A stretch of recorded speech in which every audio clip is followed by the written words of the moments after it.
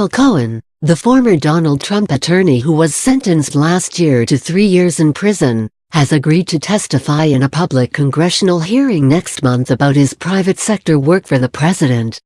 Trump told reporters in Texas an hour after the House Oversight and Government Reform Committee announced its plans, "I'm not worried about it at all. No." Cohen was Trump's most dogged and visible fixer for more than a decade. The committee, now helmed by Democrats for the first time in 8 years, will hear his testimony on February 7. He said Thursday that the hearing will give him a chance to give a full and credible account of the events that have transpired. The chairman of the House Intelligence Committee, California Democratic Representative Adam Schiff, said too that he hopes Cohen will testify in a closed hearing about alleged Trump ties to Russian election meddling. "It will be necessary," Schiff said Thursday, "for Mr. Cohen to answer questions pertaining to the Russia investigation, and we hope to schedule a closed session before our committee in the near future." Cohen entered a guilty plea in November to a charge of lying to Congress about a Trump Organization real estate project that was slated for Moscow, Russia, and discussed through the fall of 2016 while the president was running for office. Discussions about a planned construction project were ultimately abandoned and no contract was signed.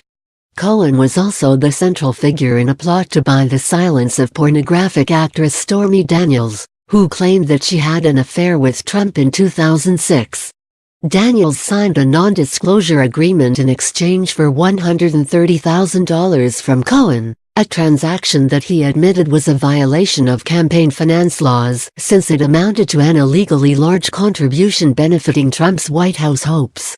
He also said in court that Trump directed him to make the payment, suggesting the president was guilty of a crime.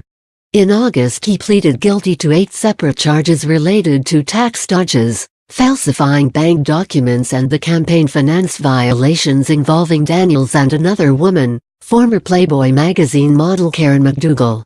Cohen claims that at Trump's request, he arranged for the publisher of the National Enquirer to pay McDougal, another self-described past Trump arraignor, for the exclusive rights to her life story.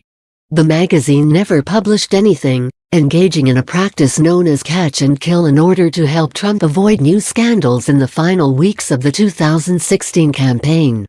Trump has denied ever having a sexual relationship with either Daniels or McDougal. Representative Cummings set the stage for Cohen's testimony 4 months ago, long before Democrats knew they would control the House of Representatives this year. He wrote to the White House and the Trump Organization in the fall, demanding documents related to the president's apparent failure to report debts and payments to Mr. Cohen to silence women alleging extramarital affairs with the president before the election. This week, Cummings said Thursday, he told Trump's government office and his family business that the documents are now due on January 22. "I want to make clear," he said in a statement, "that we have no interest in inappropriately interfering with any ongoing criminal investigations, and to that end, we are in the process of consulting with special counsel Robert Mueller's office."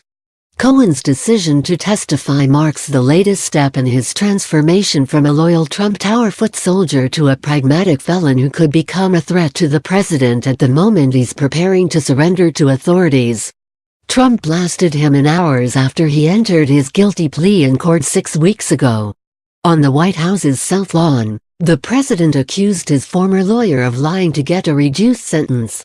"He's a weak person and not a very smart person," Trump said November 29.